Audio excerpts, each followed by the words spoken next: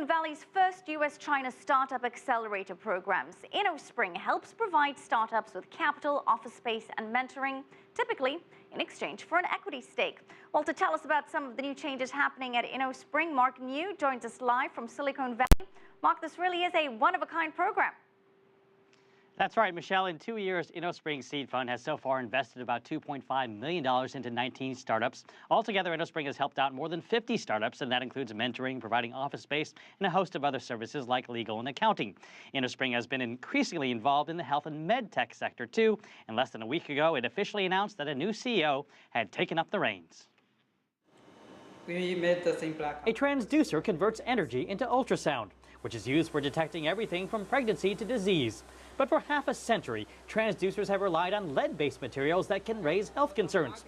The startup Colo plans to change that by pioneering the use of silicon semiconductors in transducers. Co-founder Steve Duong says the result is 4D imaging technology that's 3 times clearer and able to capture the entire body with just one shot. You can see a much higher definition ultrasound image, and you can see much deeper into the body. So it will enable physicians to make diagnoses that they were not able to make in the past.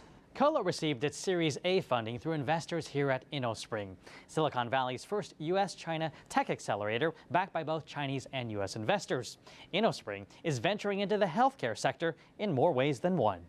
Go! Entrepreneur Yifan Zhang came up with the idea for PACT, an app that motivates people to exercise and eat right, or else lose some money.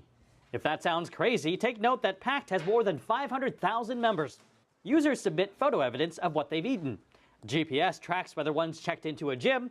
An accelerometer verifies the amount of physical activity. We try to motivate people to hit their packs because that's how we get that really long 9-month retention rate. At the end of the day, people don't really care about the $5 they pay or the couple dollars they earn from the system. They care about being motivated to exercise and to eat healthy.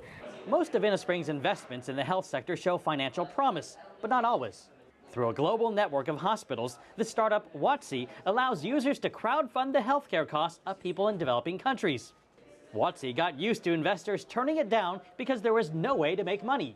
At Innospring, pretty much the opposite thing happened. They were more interested. They had really been excited about the idea of supporting a company that was doing something socially good in the world. They were interested in healthcare, and so we just kept the conversation going. Gary shows us Watsi's impact by telling us about Priyanka, a 12-year-old whose burn injury restricted her movement so badly she couldn't even feed herself.